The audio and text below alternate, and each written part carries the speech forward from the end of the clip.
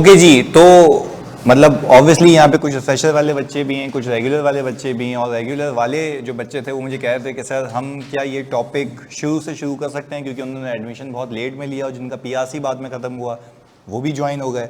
तो बिल्कुल आप ये टॉपिक ज़ीरो से ले सकते हैं और इसमें किसी भी टॉपिक का पीछे से कोई भी लिंक एज ऑफ नाउ नहीं है। सही जी, हमने इसकी शुरुआत ऐसे करनी होगी, बिल्कुल बेसिक से, बिल्कुल ज़ीरो से। इस बार इसकी आने की प्रोबेबिलिटी कुछ हद दर्जे की ज़्यादा इसलिए है क्योंकि पिछली बार टेस्ट नहीं हुआ और ये आता भी तो 18 नंबर, 19 नंबर, 20 नंबर कुछ इस हद तक का आता है। मैंने सो फार 2 टॉपिक्स करवा दिए with all the pass papers, with all the practice, जो कि थे बोरिंग कॉस्ट और इन्वेस्टमेंट प्रॉपर्टी। हमने ट्रांसफर के मल्टीपल केसेस किए, अपने अपने सवाल भी बना के किए, जिसमें हमने हर एक केस को कैटर करने की कोशिश की, इवन बोरिंग कॉस्ट के साथ मिला के भी किया। तो अब जो बैच चलेगा वो ऐसे चलेगा कि जो नया बैच है, जो रिफ्रेशर बैच है, वो आपके साथ मर्ज हो गया, तो ये हम साथ साथ चलाएंगे। अच्छा, जो रह गई बात, जो वो हमारे टॉपिक्स हैं जो हो चुके हैं, जैसे कि बोरिंग कॉस्ट हो गया और इन्वेस्टमेंट प्रॉपर्टी हो गया, उसका मैं रिफ्रेशर के बच्चों आप लोगों को ये कर लूँगा कि मैं आपको एक प्लानर बना के दे दूँगा कि आप वो प्लान के अकॉर्डिंगली ले लीजिएगा कि 2 दिन लेक्चर खत्म करने पर प्रैक्टिस हो, क्योंकि पोर्टल को इस तरीके से सॉर्ट कर दिया है मैंने, लेक्चर है उसके नोट्स हैं उसका प्रैक्टिस है, लेक्चर है उसका नोट है उसके प्रैक्टिस है, तो आप फ्लो में जाते रहेंगे, वो साथ साथ कवर हो जाएगा। बट दैट डजंट मीन कि आप इसको साइड में करते हैं, ये साथ साथ लेते रहें, वो कवर करते रहिएगा। एग्रीड? चलें जी, तो विदाउट वेस्टिंग फर्दर टाइम अपना नया टॉपिक शुरू कर लेते हैं, जिसका नाम है स्टेटमेंट ऑफ कैश फ्लोस। जैसे मैंने कोई भी टॉपिक तुम लोगों को सिखाया, उस हर टॉपिक में मैंने तुम्हें ये बताया कि उस टॉपिक के आने का मकसद क्या होता है, वो क्यों है। जैसे इन्वेस्टमेंट प्रॉपर्टी था, तो मैंने आपको बताया था कि भाई ओनर ऑक्यूपाइड प्रॉपर्टी अलग होती है, इन्वेस्टमेंट प्रॉपर्टी अलग होती है। ओनर ऑक्यूपाइड का मतलब है कि वहाँ पे खुद बैठ के काम कर रहा हूँ, इन्वेस्टमेंट प्रॉपर्टी का मतलब है या तो आइडल पड़ी हुई है या तो रेंट पे है। तो वो सारी चीज़ हमने बेसिक्स बड़ी अच्छी स्ट्रॉन्ग की थी। अब कैश फ्लो का टॉपिक शुरू करने से पहले ये समझना चाहिए कि स्टेटमेंट ऑफ कैश फ्लो है क्या। आपने बचपन में ये अल्फाज सुना होगा, बैलेंस शीट। इसका क्या मतलब है? देखो लिखा हुआ है, this shows balances as at. Balance sheet मुझे यह बताती है कि आज तक इस कंपनी के पास क्या मौजूद है।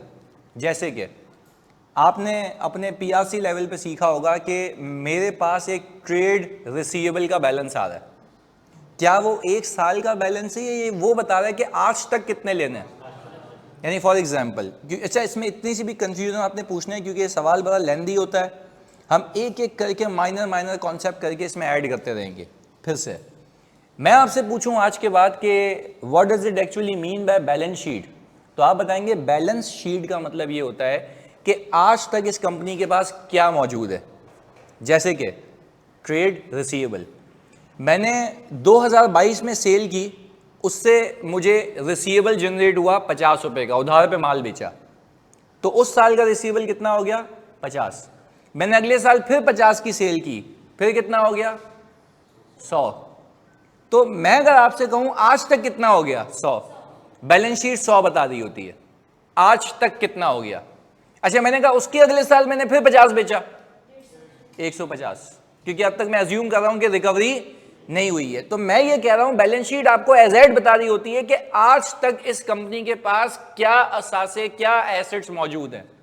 सिमिलरली लायबिलिटी भी है कि आपने माल खरीदा उधार पे, तो आपने कहा 25 रुपए का उधार है 1 साल का, फिर मैंने कहा वापस 25 का खरीदा, पिछला सेटल नहीं किया, 50 का उधार हो गया, एंड सो ऑन करता गया, वो लायबिलिटी जमा होती रहेगी। तो वो लायबिलिटी जमा होने का मतलब है वो बैलेंस जमा हो रहा है। वो बैलेंस जमा होकर कहां पे आता है? बैलेंस शीट में। तभी इसका नाम क्या है? Balance sheet. एज एट पे बताते हैं कि मेरे बैलेंसेस क्या हैं, मुझे ये बताओ कि मेरे बैलेंसेस क्या है, तो वो बैलेंस शीट में आके रिफ्लेक्ट हो जाता है। पहले वो तो बेसिक बात समझ आती है। तो मैंने यहाँ पे क्या लिखा हुआ है, बैलेंस शीट आपको बताती है एज एट पे आपके रिसीवेबल्स, आपके पेएबल्स, आपके property, plant and equipment, assets. मैंने फॉर एग्जांपल ये पीसी खरीदा, एक एसेट आ गया, अगले साल फिर खरीदा, दूसरा आ गया, फिर तीसरा खरीदा, तीसरा आ गया।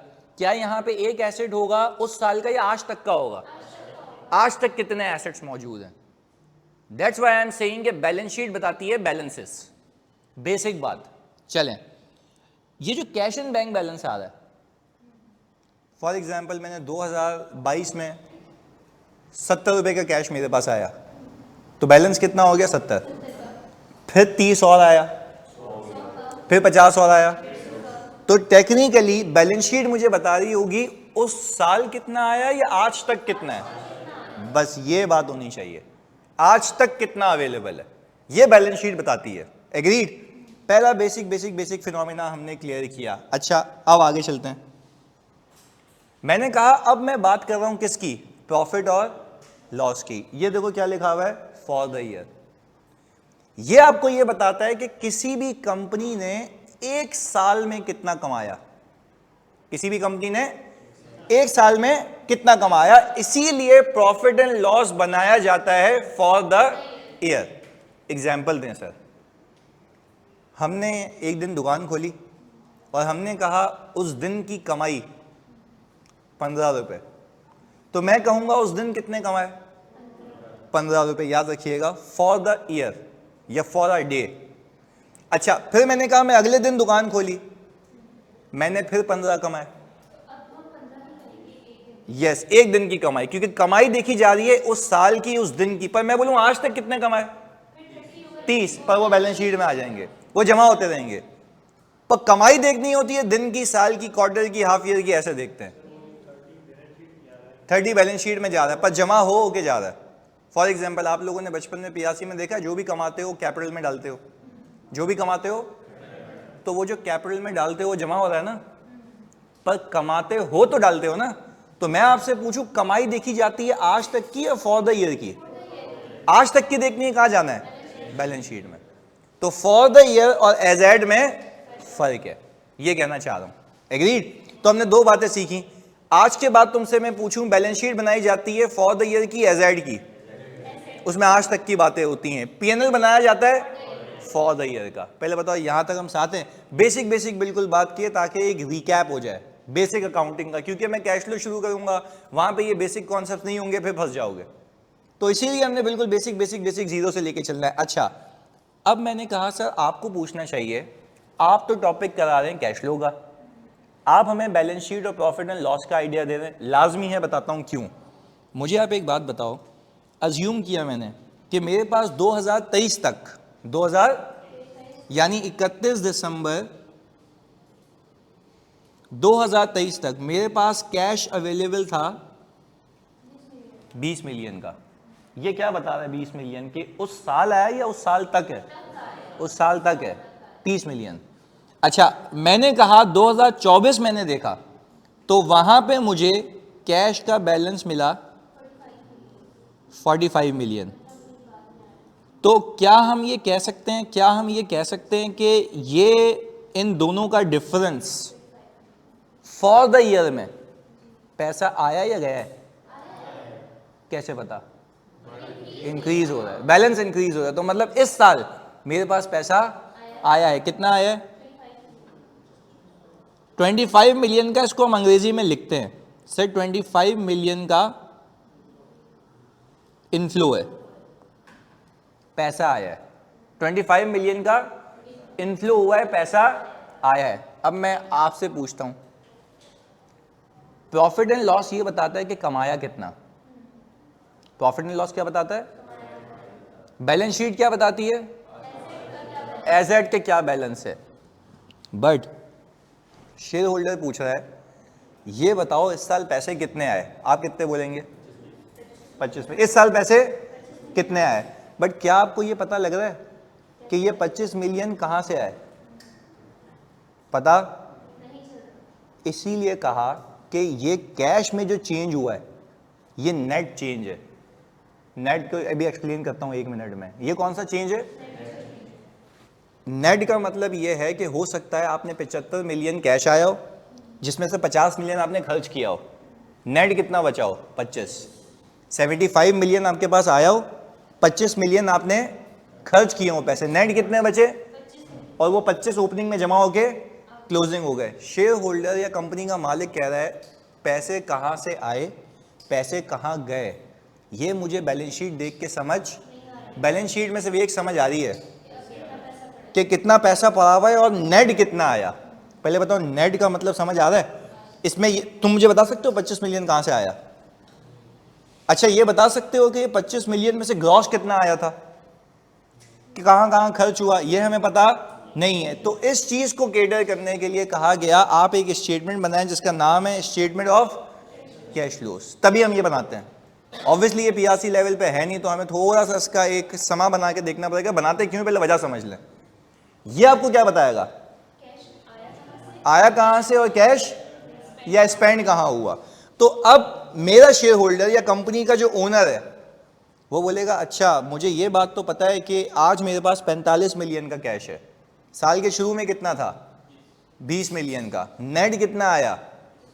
पर अब इस शेयर होल्डर को अगर ये देखना है कि ये 25 मिलियन नेट कहां से आया, तो कहां जाके देखेगा, कैश फ्लो में। और इसको ये पता लग जाएगा पैसे लगाया कहां है, कैश फ्लो से पता लग जाएगा। तो तभी हम बनाते हैं स्टेटमेंट ऑफ कैश फ्लोस। पहले बताओ ये बात याद रहेगी, इसको जल्दी से कॉपी कर लो, इस इतनी सी चीज को फिर आगे लेके चलते हैं। हाँ जी ऑनलाइन बोलो, यहां तक बात क्लियर है, जल्दी से।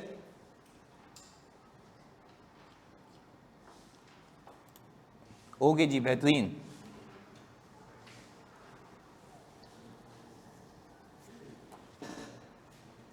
हाँ जी, हाँ 3 महीने का भी होता है, दिन का भी बना सकते हो। तभी तो हमने बोला कि आप कमाई जब देखते हो ना तो आज तक की नहीं देखते हो, किसी पीरियड की देखते हो। वो period can be a day, can be a year, can be half year, can be a month, can be a quarter, पर आइडियली साल होता है। सही है, अभी तक यही काम हुआ है, बिल्कुल अभी तक यही काम हुआ है कामिल, बिल्कुल ऐसा है, अभी तक यही काम हुआ है।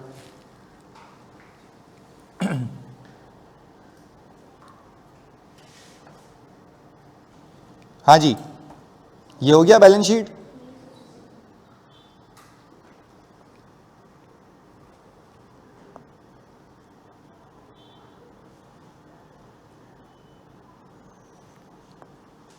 ये कर लें जल्दी, तो फिर हम इसको आगे कैश फ्लो पे लेके चलें।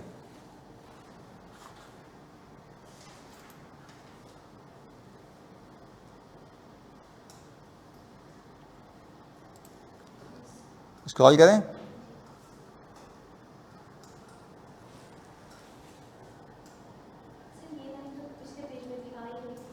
किसमें,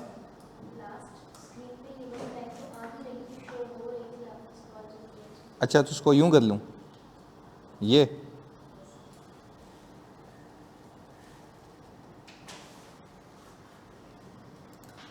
आज गर्मी ज़्यादा है बाहर कम है, ज़्यादा है, कल के मुकाबले में कम है। या मैं कार में घूम रहा तो मुझे नहीं पता लग रहा। देखो कैसा बोला, पहले आप कार में घूमे तो आपको पता नहीं लग रहा। पर खैर मतलब ये है कि कल के मुकाबले में तो मेरे ख्याल से बहुत कम है यार, कल तो तबाही थी। हाँ क्या कह रहा है, याद नहीं है गर्मी। अच्छा जी, ये हो गया कॉपी प्रॉफिट एंड लॉस वाला, बिल्कुल बेसिक बात। और स्टेटमेंट ऑफ कैश फ्लो आपने लाजमी लिखना है कि क्यों बनाया जाता है, ये देखने के लिए पैसा आया कहां से और गया कहां, स्पेंड कहां हुआ है, सीधा सीधा हिसाब किताब। अच्छा कोई आपको बोले कोई बैलेंस शीट से देख के बता सकता है पैसा कहां गया, अच्छा बैलेंस शीट से ये पता लग सकता है कि नेट आया कितना गया, बस ये हो सकता है कि नेट या तो आया है नेट या तो गया है, पर इसकी जांच पड़ताल करनी है तो कहां जाके देखें, कैश फ्लोज के अंदर। तो ये एक बेसिक फर्क है। चलें जी, हमने कहा सर ये भी बात समझ आती है यहां तक, ओके। अब हम जरा इसको आगे लेके चलते हैं, आपकी अकाउंटिंग भी पक्की करूंगा, रिपोर्टिंग भी पक्की करूंगा और अल्टीमेटली कैश फ्लो भी। अच्छा अब मैं यहां पे आया, मैंने कहा एक कंपनी है जिसने एक इन्वेंट्री परचेज की, एग्री। तो इन्वेंट्री परचेज करने की जानी क्या एंट्री बनती है, basic inventory debit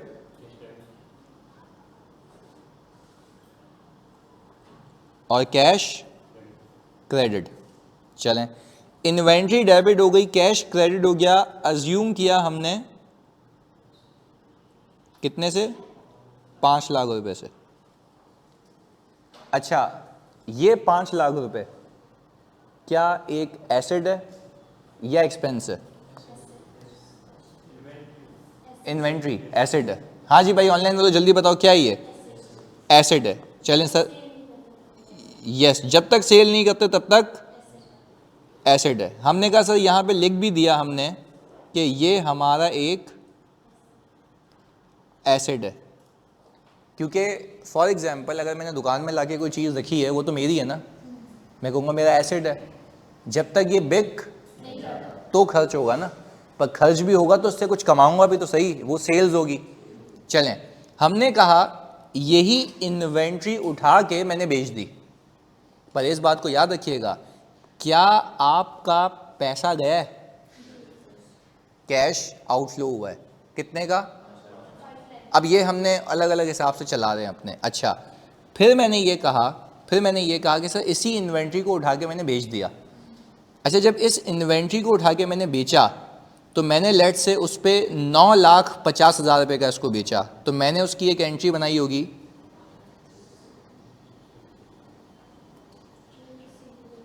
trade receivable debit, cash debit और सेल्स क्रेडिट। मैंने कहा मैंने जो सेल्स की है वो 9,50,000 रुपये की है। मेरे पास इसके अगेंस्ट में जो कैश आया है और बाकी जो है वो 9 लाख रुपए का रिसीवेबल है। क्लैरिटी है? वापस से मैंने कहा सर हुआ क्या? हुआ ये कि हमने एक ट्रांजैक्शन सीखी, क्योंकि मैंने कहा आपको अकाउंटिंग भी सिखानी है, रिपोर्टिंग भी सिखानी है, कैश फ्लो से कनेक्ट करना है। मैंने कहा कि मैंने इन्वेंट्री खरीदी कितने की? ये मेरा एसेट है, ये मेरा एसेट है, ये मेरा एक्सपेंस, क्योंकि मेरे पास ही है, मेरी चीज़ है। अच्छा, ये इन्वेंट्री उठा के मैंने बेच दी। कितने की बेची? 9,50 की। मैंने कमाए कितने? 9,50। सेल्स कितने की हुई है? अब पैसे आए या नहीं आए वो अलग बात है, कमाना अलग बात है, पैसा आना अलग बात है। इस बात को याद रखिएगा, कमाना अलग बात है, पैसा आना अलग बात है। बेसिक बात लेके चलते हैं। चलें, मैंने कहा 9,50 की सेल की है, पर इस 9,50 की सेल को करने के लिए मेरा खर्चा हुआ है जिसका नाम है कॉस्ट ऑफ गुड्स सोल्ड। और मैंने कहा मैंने अपनी इन्वेंट्री को निकाल के फेंक दिया। कितने रुपए? अच्छा, अब मुझे ज़रा बताते हैं, ये जो मैंने बुक किया है ये क्या हो गया मेरे लिए? एक्सपेंस। अब मैं आपसे ये पूछूं, इस कंपनी ने इस साल अगर मैं प्रॉफिट और लॉस बनाऊं तो कितना कमाया? आप बोलेंगे इसने सेल्स कितने की है? 9,50 की। आप ये तो नहीं कह सकते ना कम कमाए, कमाए तो पूरे हैं 9,50। पैसे आए या ना आए वो अलग बात है। भाई आपकी दुकान से कोई चीज़ लेके जाए 9,50,000 की, आपने कितने की खरीदी थी? 5 की। वापस से 9,50 की आपने बेची, खरीदी कितने की थी? मैं आपसे पूछूं आपने इस पूरी ट्रांजैक्शन पे कितना कमाया? आप बोलोगे 4,50। 9,50 की सेल है, उस सेल को करने के लिए खर्च कितना किया? 5 लाख। अच्छा, उसको मैंने खर्च तब तक नहीं कहा था जब तक मेरी जेब से चली नहीं गई। मैंने कहा इतना खर्चा किया है कितने कमाने के लिए? 9,50। बिल्कुल। तो अब मुझे एक बात बताओ, मैंने यहां पे COGS बुक की 5 लाख रुपए की और मेरे पास प्रॉफिट आ गया 4,50 का। अच्छा, अब मुझे बताओ सर, जब आपने खरीदी थी आपकी जेब से पैसे तो चले गए थे, आपने इसको एज अ एक्सपेंस क्यों नहीं बुक किया? तब तक हमारे पास ही हमारा एसेट है। ये खर्च कब होगा? जब मेरे पास से। तो आपने कहा भाई मैंने 5 लाख का खर्चा किया, क्या कमाने के लिए? 9,50। तो नेट कितने कमाए? 4,50। मैं कह रहा हूं आपके पास कमाई 4,50 की है। एग्रीड? चलें, अब मैंने सिंपल एक काम किया, मैंने इसको उठाया प्रॉफिट को और मैं उठा के इसको ले गया यहाँ समझाने के लिए। इधर ये प्रॉफिट और लॉस है, पीछे बैक एंड पे पता है ना क्या हुआ है। चलें इधर, मैंने कहा बैलेंस शीट बनाते हैं। मैंने कहा बैलेंस शीट जो पिछले साल की है वो 2023 है। हम अज्यूम करते हैं हम कौन से साल में, 2024 में। या प्लीज ये भाई यहां से कनेक्टिविटी बनेगी पूरी तुम्हारे सिनेरियोस की। इधर मैंने कहा मेरे पास ट्रेड रिसीवेबल है, मैंने अज्यूम किया कि मेरे पास जो ओपनिंग रिसीवेबल है, कौन सा ओपनिंग रिसीवेबल, वो लोगों से मुझे लेने थे 1,20,000 रुपये। अब मेरा रिसीवेबल अगर ओपनिंग रिकवर नहीं हुआ तो मेरा रिसीवेबल कितने से इन्हांस हुआ है, बढ़ गया ना, उधार है। तो मुझे बताओ क्या मैं कह सकता हूं कि मेरे पास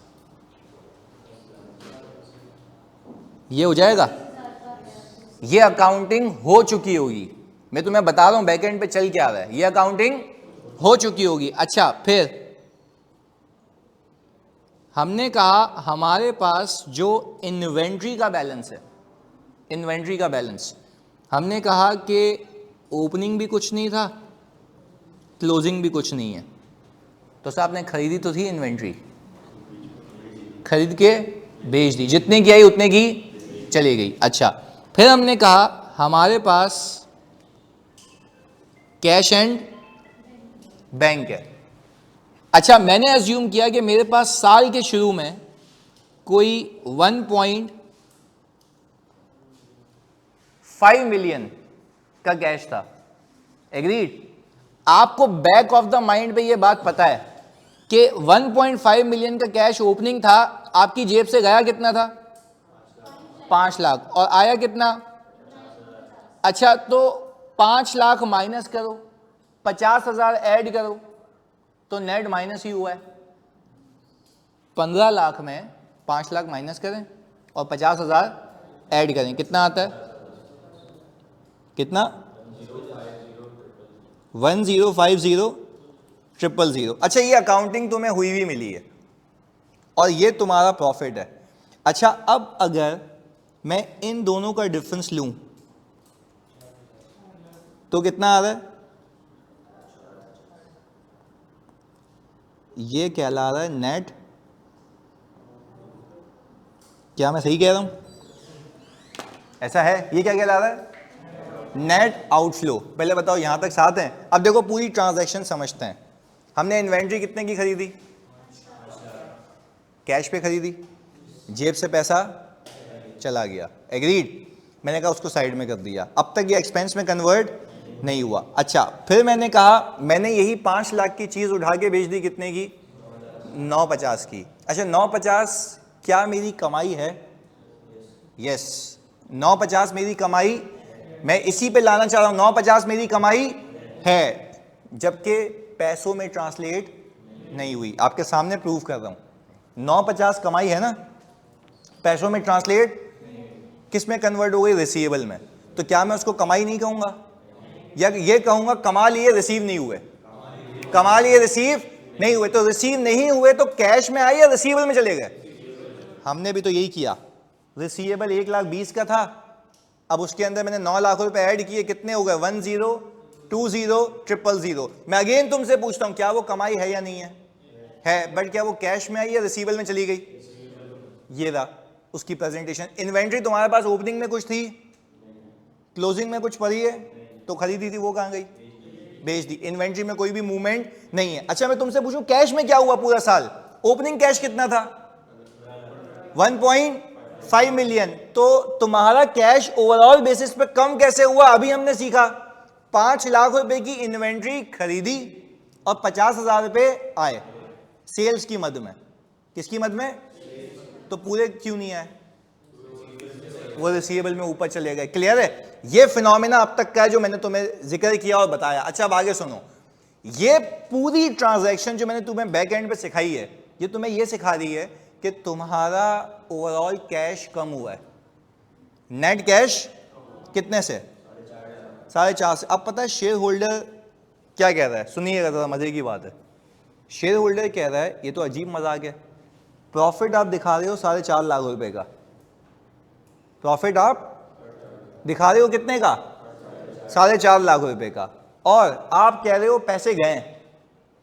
ये मुझे बात समझ नहीं आ रही है, ये मुझे बात समझ नहीं आ रही है। मैंने शेयर होल्डर को कहा पैसा कमाना अलग बात है और पैसा आना अलग बात है। वापस से शेयर होल्डर को क्या कहा मैंने? पैसा कमाना और पैसा आना अलग बात है। उसने बोला भाई ये जो तुम कह रहे हो ना, कमाना अलग बात है, आना अलग बात है, जरा इसको आप मुझे बता दें कहां दिखाएंगे। मैंने बोला कैश फ्लो बना के देता हूं। क्या बना के देता हूं? कैश फ्लो बना के देता हूं। मैंने कहा आओ कैश फ्लो बनाते हैं, प्लीज फोकस होकर सुनना है इधर। मैंने कहा आपको मैं एक रिकंसिलिएशन बना के देता हूं। मैंने उठा लिया क्या भाई, जल्दी बताओ? प्रॉफिट। मैंने शेयर होल्डर को कहा आपको ये कंसर्न है ना कि आपका प्रॉफिट है। मैंने कहा ये रहा प्रॉफिट, कितना है जल्दी बताओ? ये प्रॉफिट कमाया कैसा था? अभी हम एक एक करके जिक्र करेंगे। ये प्रॉफिट कमाया कैसे था? इन्वेंट्री बेची थी। इन्वेंट्री की कॉस्ट कितनी थी? सेल कितनी थी? नेट कितने कमाए? वो ये रहे। शेयर होल्डर कह रहा है भाई मैं भी तो यही कह रहा हूं, आपने जब 450 कमाए हैं तो मेरा कैश आते हुए क्यों नहीं दिख रहा, जा क्यों रहा है? मैंने कहा इसी के लिए हम क्या बनाएंगे, कैश फ्लो। अच्छा हमारा प्रॉफिट कितना है? अच्छा मैंने अपने शेयर होल्डर को यह कहा मैं इसमें से लेस करूंगा। मैं इसमें से क्या करूंगा? लेस करूंगा। Increase in trade receivable. अच्छा मेरा रिसीवेबल कितने से इंक्रीज हुआ है? 9 लाख रुपए से। मैंने 9 लाख रुपए जैसे ही यहां से माइनस किए तो मेरा ये अमाउंट नेगेटिव हो गया। अब मैंने अपने शेयर होल्डर को समझाना शुरू किया। मैंने कहा देखो जो आप प्रॉफिट देख रहे हो ना, उसमें सेल कितने की है जल्दी बताओ? 950। ये रही सेल कितने की है? खोलते हैं इसको, आज खोलते हैं। 950 की सेल है, जिसमें से 50,000 रिसीव्ड है, 9 लाख रुपए नॉट रिसीव्ड। मैं अपने शेयर होल्डर को सिर्फ ये आगाह करूंगा कैश फ्लो बना के, कमाना अलग बात है, पैसा आना अलग बात है। तो स्टेटमेंट ऑफ कैश फ्लो बनाया इसलिए जाता है कि आप अपने शेयर होल्डर की आंखें खोलें, उसको ये बताएं कि आपने जो 4,50,000 रुपए कमाए उसमें से 9 लाख रुपए आपको नहीं मिले। अब एग्जाम्पल देता हूं, आपने इन्वेंट्री कितने की खरीदी थी?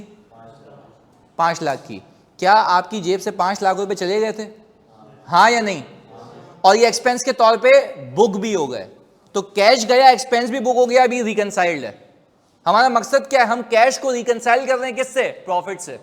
हम कैश को रिकंसाइल कर रहे हैं किससे? प्रॉफिट से। देखो भाई शेयर होल्डर को पंचायत क्या है, वो बोल रहा आपने कमाया कुछ है, कैश कुछ आ रहा है, तो हम उसको समझा रहे हैं ना कि ये जो प्रॉफिट है 450 का, ये 2 चीजों का नेट है, सेल्स और कॉस्ट ऑफ सेल्स। मैं तुम्हें ये बता रहा हूं कि जो सेल्स है कितने की? 9,50,000 रुपए की। इसमें से पूरे पैसे आ गए या कुछ आना बाकी है? अच्छा कितने आना बाकी है? 9 लाख रुपए। अच्छा पर जो 9 लाख रुपए आना बाकी है तो क्या वो सेल नहीं है? तो अब मैं ये कह सकता हूं, प्लीज सुन के समझ के बताना, क्या मैं ये कह सकता हूं कि जो 9 लाख रुपए की सेल है वो प्रॉफिट में तो कन्वर्ट हो रही है बट कैश में कन्वर्ट नहीं हो रही है? पर कैश में कन्वर्ट इसलिए नहीं हो रही है क्योंकि वो सेल नहीं है या वो रिसीवेबल है। तो आपने पता है शेयर होल्डर को क्या बोलना है? हमारी कमाई कितने की है? 4.5 लाख रुपए की। पर इस कमाई को तुम कैश से कंपेयर ना करो, क्योंकि 9 लाख रुपए अभी आना बाकी हैं। तो मैंने उसको बता दिया इस साल नेट मेरे बिजनेस में से कैश आया है या गया है? कितने का? और क्या वो ऊपर से देख के ये पहचान लेगा कि हमारे पैसे रेदर देन आए हों बल्कि गए हैं? अब शेयर होल्डर बोलेगा अच्छा भाई मतलब तुम उधार पे सेल कर रहे हो, तो उधार पे सेल बंद करो ताकि मेरी रिकवरी हो सके। तो अब सिंपल एक बात है, इस पूरे केस में हमने ये सीखा, आपने इन्वेंट्री खरीदी कितने की? मैं तुमसे पूछता हूं, जब तुम्हारी इन्वेंट्री खरीदी गई क्या तुम्हारे पास से कैश चला गया? पक्की बात है। पर एक्सपेंस अब तक बुक नहीं हुआ। जैसे ही आपने इन्वेंट्री बेची एक्सपेंस बुक हो गया। तो अब सोचो हम कैश से रिकंसाइल कर रहे हैं, किससे रिकंसाइल कर रहे हैं? कैश से। अब मुझे बताओ कैश में से भी 5 गया, एक्सपेंस भी कितने का बुक हुआ है? अभी तक ये रिकंसाइल्ड है, अभी तक ये, पहले बताओ यहां तक 7 है, पक्की बात है। ऑनलाइन वालों प्लीज कंफर्मेशन तो यहां तक साथ हैं। एक्सपेंस भी कितने का हुआ, कैश भी कितना गया, अभी तक हम रिकंसाइल्ड, अभी कोई पंगे वाली बात नहीं है। एक स्टेप आगे आ गया मैंने कहा तुमने सेल कितने की 950 की, 950 की। तुम्हारे प्रॉफिट में कितना आया, 950। पीएनएल में कितना आया, नीचे कैश में कितना आया, 50। नीचे कैश में कितना आया, कितने का शॉर्टफॉल, तो वो पैसे कहाँ हैं, रिसीवेबल में। तो स्टैंडर्ड पता है I7 क्या कहता है, whenever you see your receivables are increasing deduct it from the cash flow, deduct it. इसलिए क्योंकि बताओ कि तुमने जो 950 की सेल की है उसमें से 9 लाख रुपए आना रह गए, बाकी हैं। तो जो बाकी पैसे हैं, तो क्या तुम मुझे बताओगे सेल में रिफ्लेक्ट नहीं हो रहे, हो रहे हैं, पर कैश में रिफ्लेक्ट। तो जब ऊपर सेल में रिफ्लेक्ट हो रहे, नीचे कैश में रिफ्लेक्ट नहीं हो, तो मैं उसको क्या करूंगा, माइनस करूंगा, ताकि मैं अपने शेयर होल्डर को या ओनर को यह बता पाऊं कि सेल तो हो गई है बट उसके पैसे आए नहीं है। तो वो अल्टीमेटली मेरा प्रॉफिट कितना था, 450 का, अब वो कैश नेगेटिव में कन्वर्ट हो गया। क्योंकि इस साल अगर मैं तुमसे पूछूं बिजनेस में नेट कैश आया है या कैश गया है, कितने का, तो गया तो 5 था सर, 50 की रिकवरी भी आ गई ना। तो अब शेयर होल्डर को यह समझ आएगा, अच्छा यार 450 का प्रॉफिट कमाया था, जिसमें से 9 लाख रुपए भी आना बाकी हैं और बाकी पैसे हमारी जेब से चले गए। तो अब यह बात समझ आ रही है कि मेरा प्रॉफिट होना अलग बात है, कैश होना अलग बात है। उसी के लिए क्या बनाया जाता है, स्टेटमेंट ऑफ कैश फ्लो। तो क्या हम यहां पे लिख दें सिर्फ याद दहानी के लिए कि ये कहलाएगा नेट कैश आउटफ्लो फ्रॉम, देखो एक वर्ड लिख रहा हूं मैं, ऑपरेशंस। ये पैसे बिजनेस से बाहर गए, ऑपरेशन से बाहर गए। अच्छा, अब अगर वैसे देखा जाए तो आपको ये पीछे उसने डेटा दिया हुआ नहीं होगा, सिर्फ शुरुआत यहां से करनी होगी जो मैंने बताई है। पर अगेन अब मुझे बात बताओ जल्दी से, पीछे बैक ऑफ द माइंड पे तुम्हें लॉजिक है, इन्वेंट्री खरीदी कितने की, जेब से पैसे कितने गए। अब तुम्हें साथ रहना है, जब जेब से 5 लाख रुपए गए तो कैश 5 लाख रुपए जा चुका है, अभी तक क्या प्रॉफिट को कोई हिट आई है, नहीं। जैसे ही मैंने इन्वेंट्री को बेचा एक्सपेंस बुक हो गया, कितने का, अच्छा अब एक्सपेंस भी 5 लाख का, कैश भी बराबर है, गया भी 5, एक्सपेंस भी 5, कोई मसले वाली बात नहीं है। आपने उठा के सेल बुक की, कितने की, 950 की, तो आपका प्रॉफिट बढ़ गया, पर कैश में आया नहीं आया। कितने आए कैश में से, 50 आए, तो 9 लाख रुपए अभी नहीं आए। तो आप अपने शेयर होल्डर को यही तो बता रहे हो कि भाई कमाना अलग बात है, पैसा आना अलग बात है। तो मैंने उसको ये बताया कि 9 लाख रुपए अभी आए नहीं है, तो मैंने कहा जो भी कमाई तुम देख रहे हो सही है, उसमें से ये माइनस कर दो जो मेरे पैसे फंस गए। तो नेट पता चल गया कि ये पैसे 450 हमारी जेब से गए।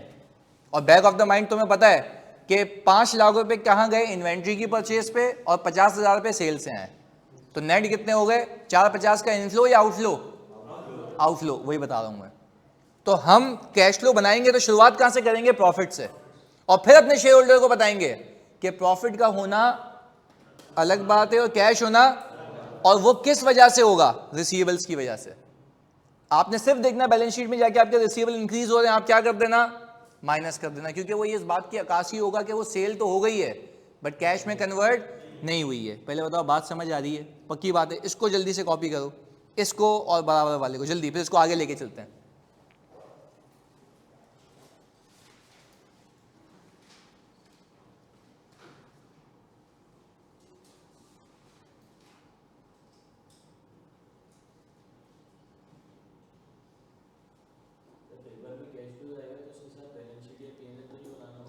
बना के देगा वो, वही बना के देगा। हमें सिर्फ उसमें से क्या बनाना है, कैश फ्लो। उसको बताना है कि भाई ये मसले हैं जिसकी वजह से कैश अलग है, प्रॉफिट अलग है। हाँ जी, अरीबा, सदरा, इलियास, अफरोज, किरण, क्लियर है ये, जल्दी से ये बता दो भाई। कामिल, बेहतरीन जी, स्क्रॉल करें इसको।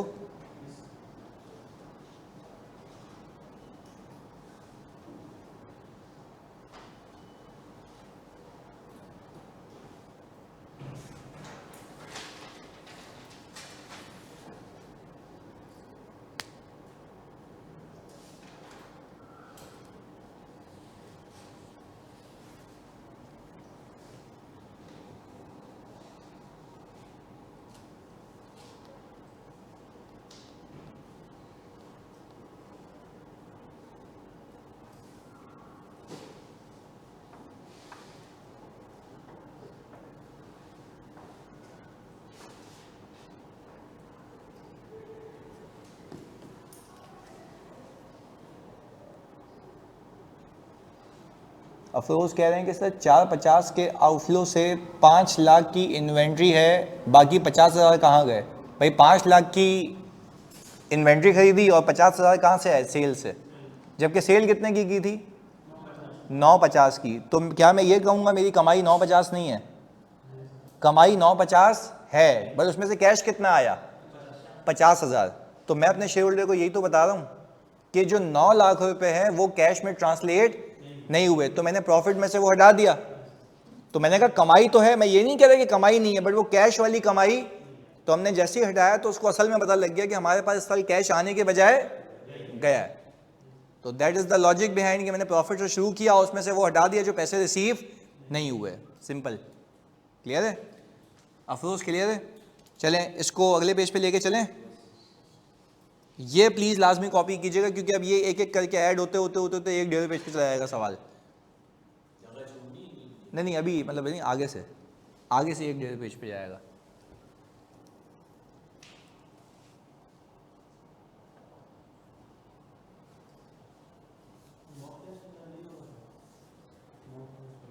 ये क्या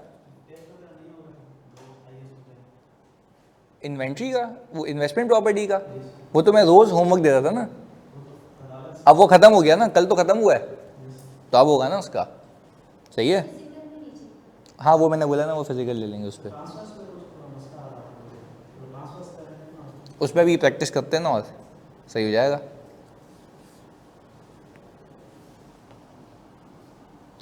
हाँ जी स्क्रॉल करें।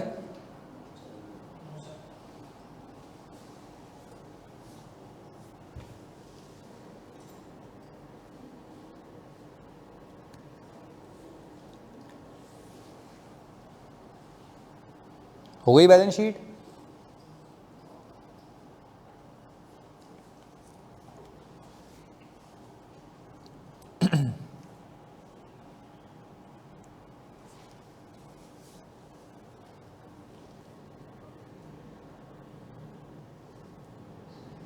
ओके वो मुझसे पूछ लेना सीधा, मैं फिर उसका जवाब देता हूँ। हाँ जी आगे चलें।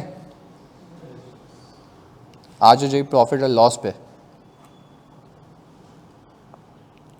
इसको और भी क्लियर कर सकते हो। हाँ क्या ये पेड है? ये पेड है ना? अच्छा तो अब ज़रा यहाँ पे मुझे बताते हो, अगर मैं कह रहा हूँ ये 5 लाख रुपए पेड हैं, तो इस पूरी सिचुएशन को असेस करो, इस पूरी सिचुएशन को देखो। 50,000 रुपये तुम्हारे पास आए, 5 लाख रुपए तुम्हारे पास से चले गए, नेट कितने गए? 450 चले गए। और तुमने अलग से सेल भी बुक की हुई है कितने की? 9 लाख रुपए की। तो क्या वो सेल नहीं है?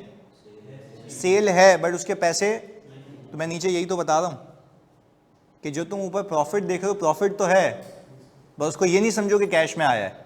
कैश मेरा फंसा हुआ है। कहाँ फंसा हुआ है? रिसीवेबल्स में। तो मैंने यहाँ पे उसको बता दिया ना, इंक्रीज इन रिसीवेबल्स। बस सही है, डन हो गया सीधा। हाँ भाई ये हो गया कॉपी प्रॉफिट एंड लॉस।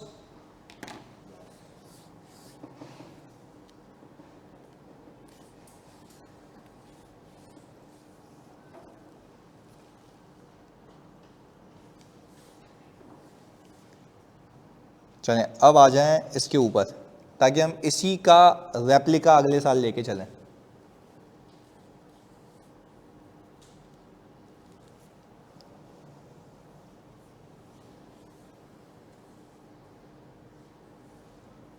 अच्छा तो अब तक सोफा जो कैश फ्लो में सीखा, वो क्या सीखा कि आपने कैश फ्लो शुरू करना है कहाँ से? प्रॉफिट से, ऐसा है?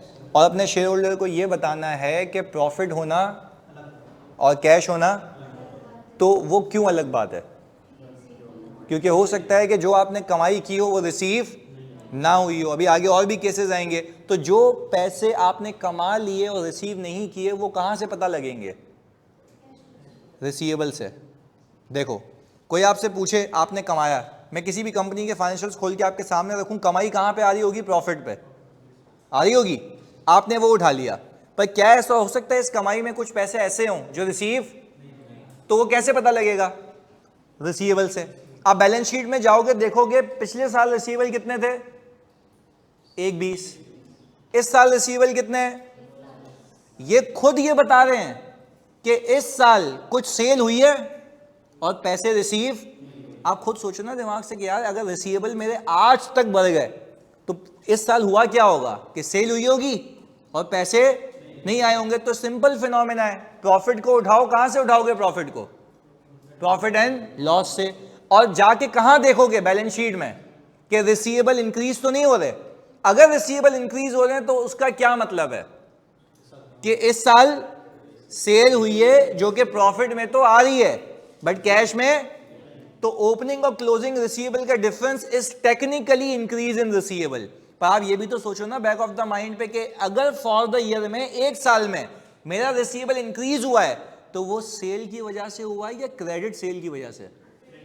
Very good. तो जब क्रेडिट सेल की वजह से हुआ है तो क्या वो पैसे, मैं तुम सबसे पूछता हूं, जब वो क्रेडिट सेल की वजह से हुआ है तो क्या वो पैसे आ गए या वो सेल क्रेडिट सेल है?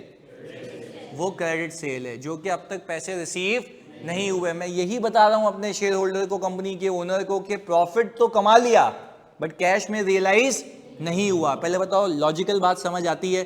दिस इज वाई हम एक एक करके इसको ऐड करते रहेंगे। तो स्ट्रेटेजी क्या है फिर बता रहा हूं। प्रॉफिट कहां से उठाओगे? प्रॉफिट एंड लॉस से। ये कहानी हो गई साइड में। फिर मैंने कहा क्या प्रॉफिट और कैश इक्वल बात है? नहीं। कैसे पता लगेगा? बैलेंस शीट से। बैलेंस शीट में अगर तुम्हारे रिसीवेबल ऊपर जा रहे हैं तो इसके क्या मतलब है? सेल हुई है बट कौन सी हुई है? क्रेडिट, जिसके पैसे रिसीव, तो आप दोनों का डिफरेंस लेके माइनस कर दोगे। Agreed? This is how we present a cash flow, कि लोगों को समझ आए। एग्रीड है? चलें हम इसको लेके चलते हैं अगले साल। अगले साल मैंने कहा, अगले साल मैंने यहां से बैलेंस शीट कॉपी की और आप लोग मुझे कॉपी करवाएंगे भी यहां पे ताकि आपको बात समझ आए। मैंने कहा 2024 तो पिछला साल था, करंट ईयर कौन सा है? 2025। मुझे आप एक एक करके बताएं, आपका ट्रेड रिसीवेबल का बैलेंस क्या ये था? सर ये फॉर द ईयर होता है एज एड होता है? ये लास्ट ईयर तक का है, ऐसा ही है ना? जमा होता गया क्या? फिगर्स चेंज कैसे करेंगे? क्योंकि हम तो वो कर रहे हैं ना जो असल में हुआ है। अगर फिगर हम चेंज कर देंगे तो फिर कॉन्सेप्ट कैसे डेवलप करेंगे? हाँ कौन सी?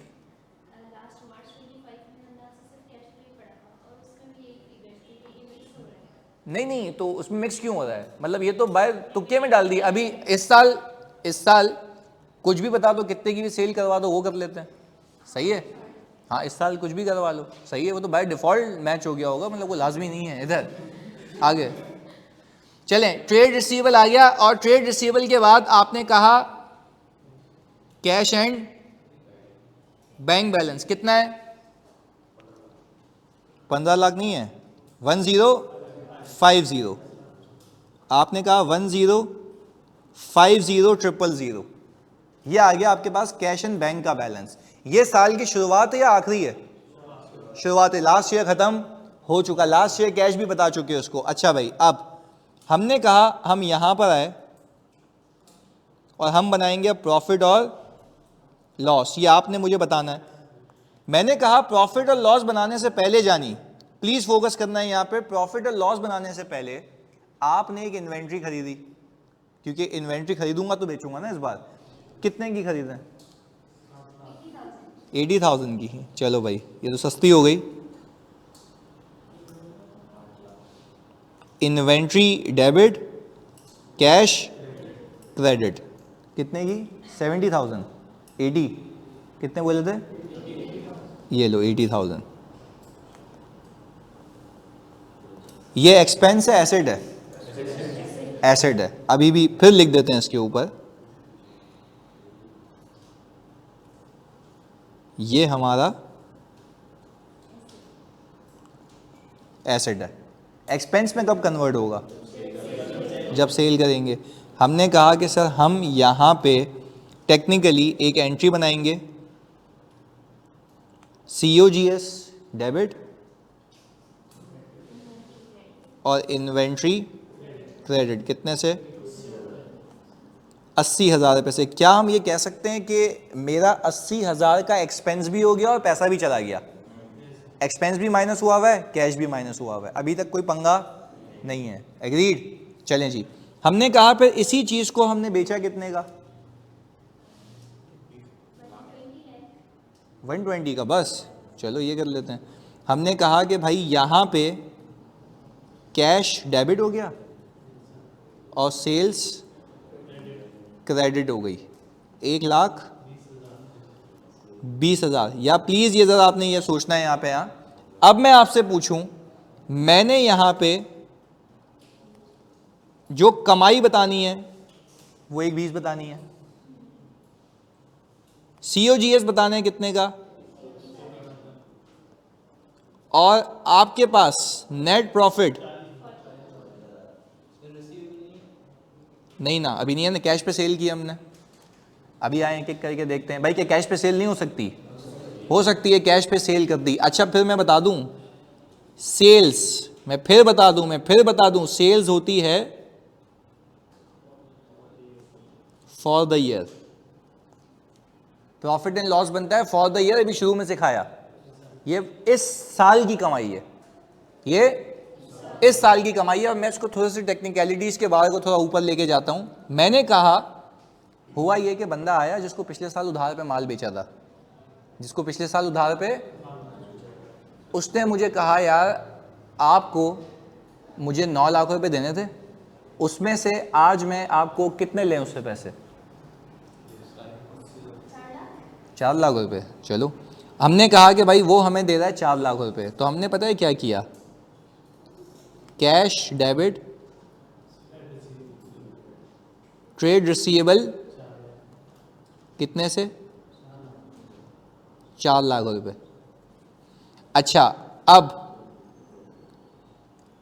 क्या ये जो मैंने एंट्री बनाई है 4 लाख रुपए की, प्लीज मुझे सोच के बताओ, क्या ये 4 लाख रुपए जो मुझे रिसीव हुए हैं, क्या ये सेल है या लास्ट ईयर की रिकवरी है? लास्ट ईयर की रिकवरी है। मतलब इस साल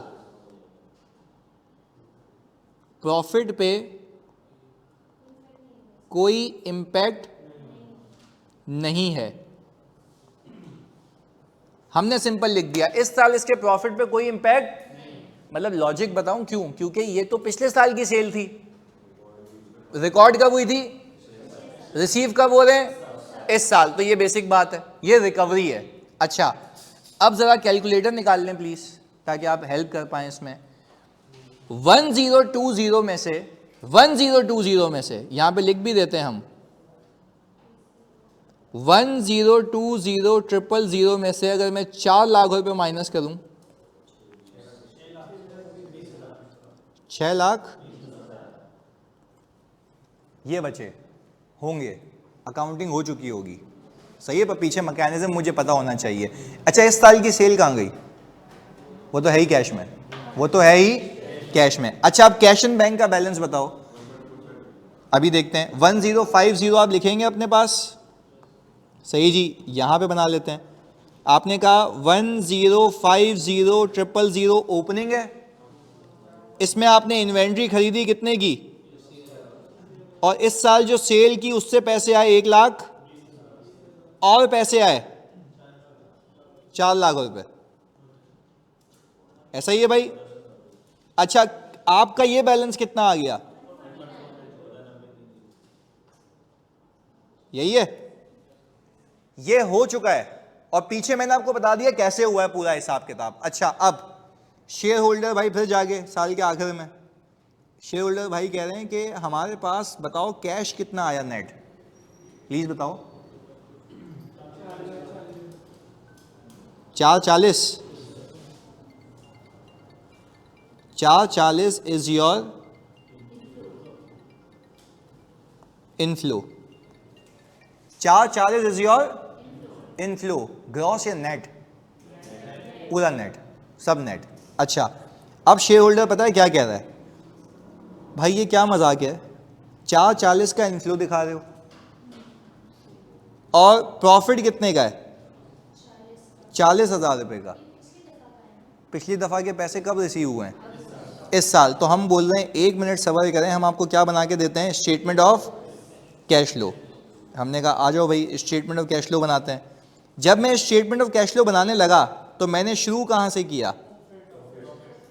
प्रॉफिट से। कितने का है? मैंने अपने शेयर होल्डर को ये बोला कि मैं इसके अंदर ऐड कर रहा हूं डिक्रीज इन रिसीवेबल्स। अच्छा, वो आप देखें तो इन दोनों का डिफरेंस है, 4 लाख रुपए से डिक्रीज हुआ है। अच्छा, मैंने अपने शेयर होल्डर को कहा कि भाई मेरे रिसीवेबल 4 लाख रुपए से डिक्रीज हुए हैं, इसका मतलब ये है, जरा सोचने का तरीका देखते हैं। इस साल सेल कितने की हुई? ऊपर आ जाओ। 1.20 की सेल हो गई, 1.20 की प्रॉफिट में आ गई वो, हाँ या नहीं? 1.20 की सेल हुई, 1.20 की प्रॉफिट में आ गया, उसका कैश भी आ गया, अभी तक रिकंसाइल्ड है। मैंने कहा फिर आपने 1.20 कमाने के लिए कितना खर्चा किया? 80,000। तो 80,000 का एक्सपेंस भी बुक हो गया, 80,000 का कैश भी चला गया, अब तक रिकंसाइल्ड है, अब तक कोई पंगा होना। अब यूं समझ लेते हैं, अगर मैंने 1.20 की सेल की तो प्रॉफिट में भी 1.20 है, कैश में भी 1.20 है। एग्रीड? क्योंकि कौन सी सेल है? Credit sale. कौन सी सेल है? अच्छा, दूसरा, फिर मैंने कहा, प्लीज सुनना, फिर मैंने कहा मैंने एक्सपेंस किया कितने का? 80,000 रुपए का। तो एक्सपेंस भी 80,000 का, कैश गया भी 80,000 का, अभी तक कैश मेरा टैली है। अच्छा, जब मैंने प्रॉफिट देखा तो प्रॉफिट नेट आ गया 40 का, कैश मेरा उससे ज्यादा आ रहा है इस बार। भाई इसलिए आ रहा है ना क्योंकि वो पिछले साल की रिकवरी है, इस साल रिकवर हो रही है, ऐसा ही है। तो कहने का मतलब है ये जो 4 लाख रुपए के जो तुम पैसे लेके आए हो वो सेल किस साल की है? प्रॉफिट में कब रिकॉर्ड हुई थी? इस साल तो सिर्फ उसकी रिकवरी है। और देखो ना रिकवरी की एंट्री क्या बनती है? Cash debit trade receivable credit, 4 lakh रुपए। देखो वो वाली, ये लिखा हुआ है ना मैंने यहाँ पे, ये वाला, ये सेल नहीं है। तो क्या ये 4 लाख रुपए तुम्हारे प्रॉफिट के अंदर शामिल है? फिर रिपीट कर रहा हूं, क्या ये 4 लाख रुपए मेरी जान तुम्हारे प्रॉफिट में शामिल है? इस साल की सेल नहीं है। मैं फिर रिपीट कर रहा हूं, क्या ये 4 लाख रुपए तुम्हारे प्रॉफिट फॉर द ईयर में शामिल है? क्योंकि कमाई फॉर द ईयर देखी जाती है। ये कमाई किस साल की थी? साथ साथ बोलना, ये कमाई किस साल की थी? रिकवर कब हो रही है? इस साल। तो हम अपने शेयर होल्डर को यही बताएंगे, अब मेरी पंच लाइन सुनना, हम अपने शेयर होल्डर को ये बताएंगे जब लास्ट ईयर तुमने कमाए थे तो ये पैसे रिसीव मैंने हटा दिए थे, कि ये रिकवरी, तो क्या कमाई नहीं थी पर रिकवरी? तो हम एक बेसिक उसूल बनाते हैं ना, जब कमाओगे रिकवर नहीं होंगे हटा दोगे, अगले साल आके रिकवर होगे तो ऐड कर दोगे। रीजन, आप अपने शेयर होल्डर को ये बता रहे हो कि भाई जो मैंने इस साल कमाया वो तो मुझे मिल गया, जो मैंने कितना कमाया था 1.20, वैसे ओवरऑल 1.20, वो तो मुझे मिल गया, और इसके साथ साथ पिछले वाले भी मिल गए जो कि इस साल की सेल, तो तभी इस साल के प्रॉफिट भी नहीं है ना। अगर आप इस साल भी उसको सेल बना दोगे तो आप बोलोगे पिछले साल भी ये कमाया था, जबकि कमाया कब था? पैसे कब आ रहे हैं? इस साल। तो कोई आपसे पूछे, जल्दी बताना, कोई आपसे पूछे क्या जो आपके 9 लाख रुपए फंसे हुए थे वो कमाए कब थे? किस साल के प्रॉफिट में? तो रिकवर कब हो रहे हैं? तो इस साल के प्रॉफिट में तो नहीं है ना। तो आप क्या करोगे? उसको ऐड कर दोगे, क्योंकि आप अपने प्रॉफिट को कैश के बराबर दिखाना चाह रहे हो। तो आप ये बता रहे हो उसको कि भाई सही है, कमाना अलग बात है, पैसे आना जाना अलग बात है। तो एक समरी तुम मुझे बताओगे, अगर मैं ये कहूं मैंने कुछ कमा लिया और रिसीव क्या करूंगा? निकाल देंगे। कहां से देख के निकालेंगे? Balance sheet. कहां से देख के निकालेंगे? बैलेंस शीट बता रही होगी कि रिसीवेबल ऊपर जा रहे हैं या नीचे आ रहे हैं। वेरी गुड, आगे सुनो। फिर मैंने कहा अगले साल आया, अगले साल कुछ कमाया, तुम बताओगे अगले साल कुछ कमाया, वो पैसे आ गए, एग्रीड, पर पिछले साल के पैसे भी आ गए। तो क्या पिछले साल के पैसे जो तुम इस साल रिसीव कर रहे हो क्या इस साल की कमाई में है? क्यों नहीं है? वो कमाई पिछले साल की रिसीव कब हो रही है? पर क्या इस साल के कैश में है? कैश में है, कैश में है, प्रॉफिट में? तो मैं अपने शेयर होल्डर को यही तो बता रहा हूं कि इस साल की वो कमाई नहीं है जबकि पैसे आ चुके हैं। तो मैंने अपने शेयर होल्डर को बोला देख भाई तू टेंशन नहीं ले, तुझे कैश कितना आते हुए दिख रहा है? 440। मैंने कमाए कितने हैं? 40,000 रुपये। तो 4 लाख रुपए कहां से आ रहे हैं?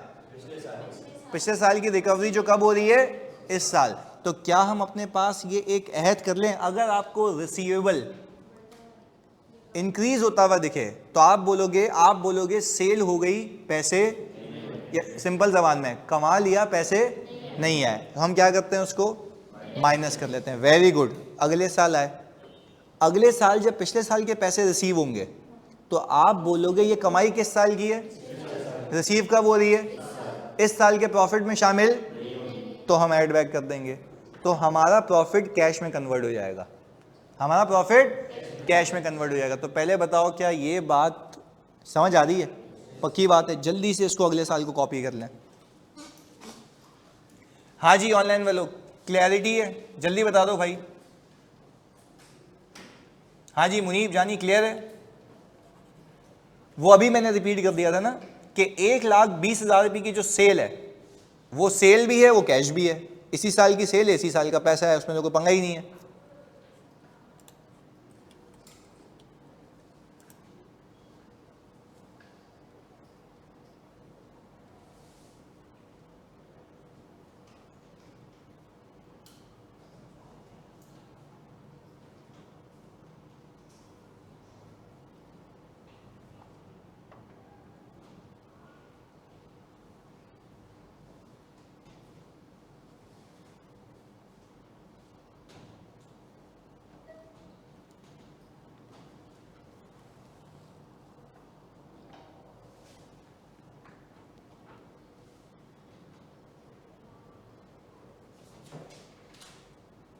हाँ जी, ये हो जाए तो बताना, स्क्रॉल करेंगे,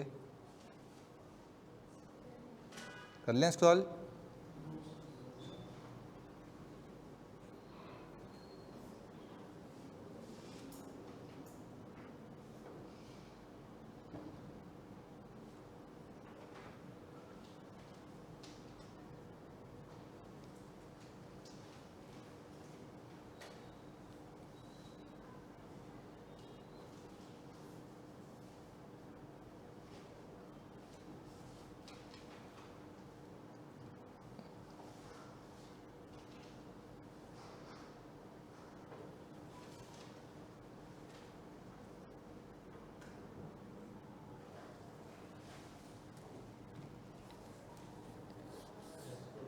कर लें।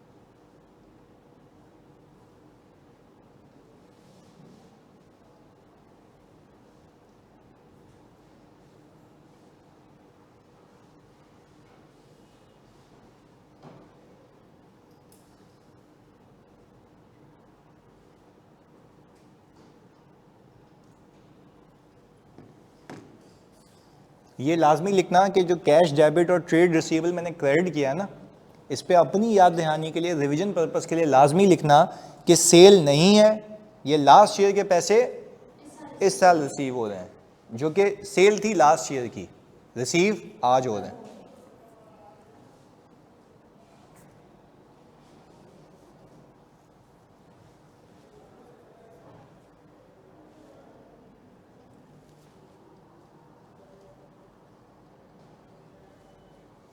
सही है लिहाज यहां तक?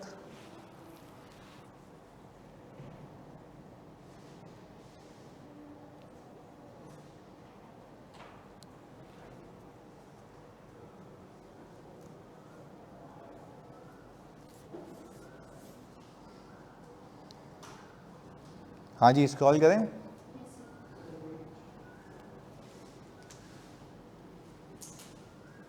दो सवालात करने हैं हमने अभी।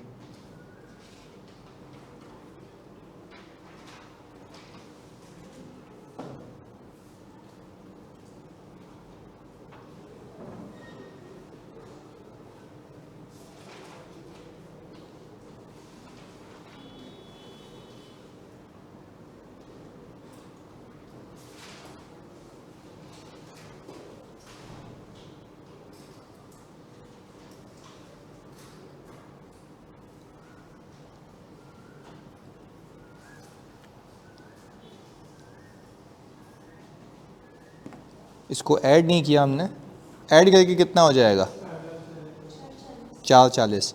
पर मुझे बताओ जब हम ये करेंगे तो क्या शेयर होल्डर की कन्फ्यूजन खुद ही दूर हो जाएगी? उसको सीधा पता है कि कमाना अलग बात है, पैसा आना, तो हमने उसको क्लैरिफाई कर दिया कि जो तुम्हारी इस साल की कमाई है उस साल की कमाई के पैसे तो आ गए, साथ साथ पिछले वाले पैसे भी आ गए, तो वो हमने वहाँ पे ऐड कर दिए। और इसको हम क्या कहेंगे? Net cash inflow from operations. Business के पैसे हैं ना,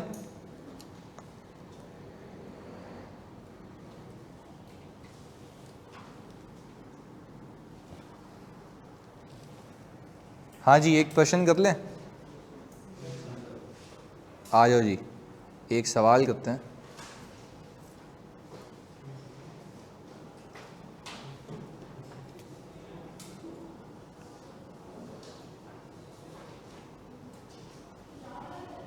हाँ जी, ये रहा एक बिल्कुल बेसिक सवाल, बिल्कुल बेसिक सवाल। इसमें मुझे आप एक कैश फ्लो बना के दें, बिल्कुल बेसिक, एक ही ट्रांजैक्शन है। वो बाद में आएंगे, जो रिमेनिंग बच गए इलियास वो तो बाद में आएंगे ना।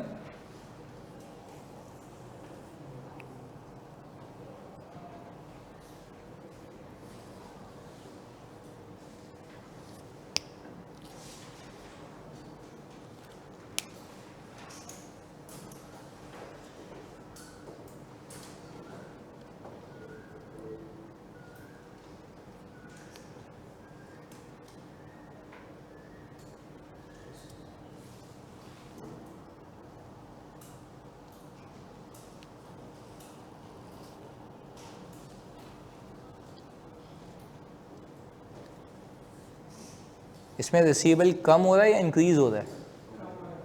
इसका मतलब क्या है? पैसे आए हैं पिछले साल के, तो इस साल की सेल में शामिल नहीं होंगे, नहीं होंगे, तो इसलिए हमें इसको ऐड करना पड़ेगा या लेस करना पड़ेगा? ऐड करना पड़ेगा।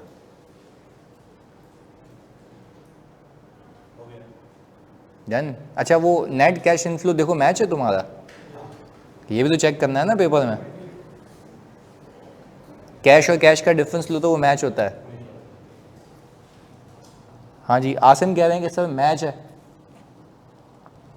अच्छा जी सर, तो हमने ये कहा कि हेडिंग आ जाएगी स्टेटमेंट ऑफ कैश फ्लोज की। अच्छा, आपने शुरू कहाँ से किया जानी? प्रॉफिट से, और आपने कहा 122,500। शेयर होल्डर को पंचायत होती है मेरा प्रॉफिट मेरे कैश से रिकनसाइल होना चाहिए। तो आप अगर यहाँ पे देखें तो आपका इनफ्लो कितना आ रहा है नेट? 152,62,72, ओके, 172,500। अच्छा, 172,500 तो ये तो आउट है, किस वजह से? रिकवरी हुई है। अच्छा, तो क्या वो रिकवरी इस साल की कमाई नहीं है? डेफिनेटली नहीं है, क्योंकि इस साल की कमाई तो इस साल होती तो मैच हो जाती है ना। इस साल की कमाई होना अलग बात है और पैसे आना। तो हमने कहा कि भाई शेयर होल्डर भाई साहब, हम इसमें ऐड कर रहे हैं डिक्रीज इन रिसीवेबल्स। कितने से डिक्रीज हुआ है?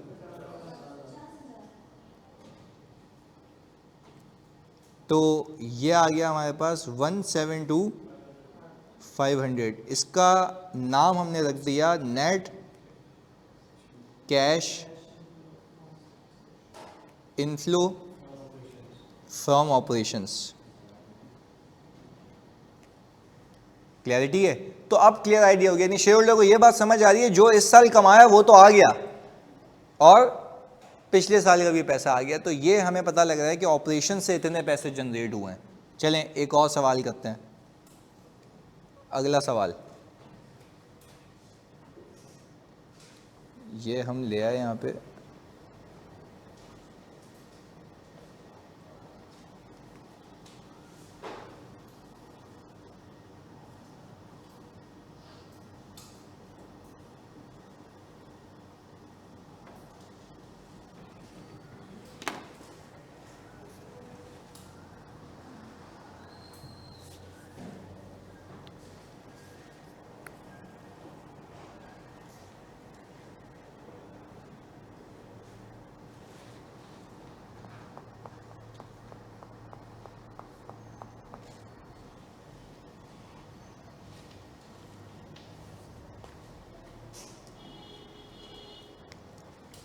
हाँ भाई, इसमें आपको पैसे फंसते हुए दिख रहे हैं।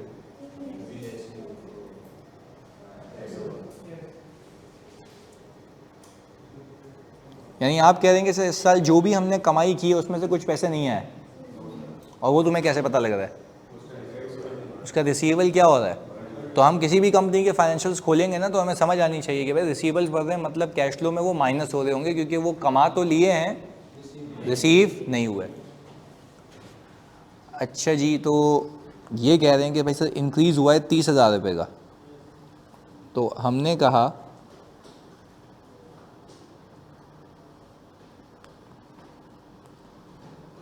Statement of cash loss. अच्छा, हमारे पास जो प्रॉफिट है वो कितने का? 1.75। अच्छा, अब मुझे ये बात पता है कि मेरे जो रिसीवेबल्स हैं वो क्या हो रहे हैं? इंक्रीज हो रहे हैं। अच्छा, इंक्रीज होने का मतलब ये है ना कि सेल हो गई, पैसे नहीं आए, तो क्या वो कमाई नहीं है? कमाई है, बट पैसे। तो आपने अपने कंपनी के मालिक को ये बताना है कि कमाना अलग बात है, पैसा आना, तो जो पैसा नहीं आया वो पैसे फंस चुके हैं। तो कमाई तो है, बट मैं उसको माइनस करूँगा और मैं पहुँच जाऊँगा उस ऐसी अमाउंट पे जो मुझे एक्चुअल में रिसीव हुई है, तो उसको वो वजह पता लग जाएगी ना कि क्यों मेरा प्रॉफिट और कैश आपस में रिकनसाइल्ड नहीं है। तो हमने सिंपल यहाँ पे 30,000 को लेस कर दिया, तो हमने कहा लेस कर देंगे इंक्रीज इन रिसीवेबल्स। अच्छा, और वो आप कह रहे हैं 30,000, 135, 145,000 को तुम क्या नाम दोगे? नेट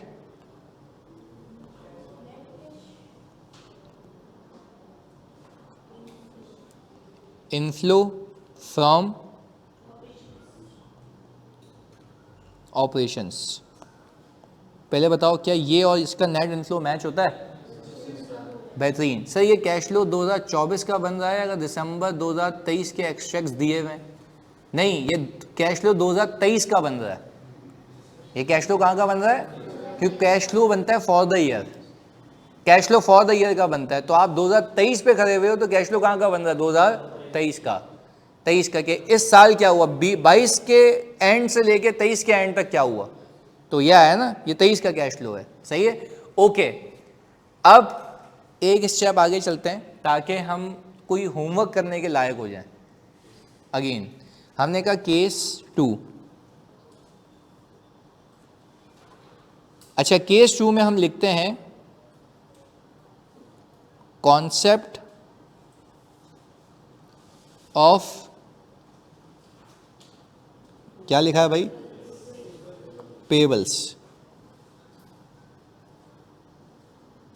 कॉन्सेप्ट ऑफ पेबल्स, अभी ये भी हो जाएगा 15 मिनट में, तो फोकस होके रहना है आपने यहाँ पे, बड़ी इंपॉर्टेंट चीज़ है ये भी। मैंने ये कहा कि सर मैंने लेट से इन्वेंट्री परचेज की, स्टॉक डेबिट किया, या इन्वेंट्री डेबिट की और ट्रेड पेबल्स क्रेडिट कर दी है। सर लेट से मैंने इन्वेंट्री खरीदी है कोई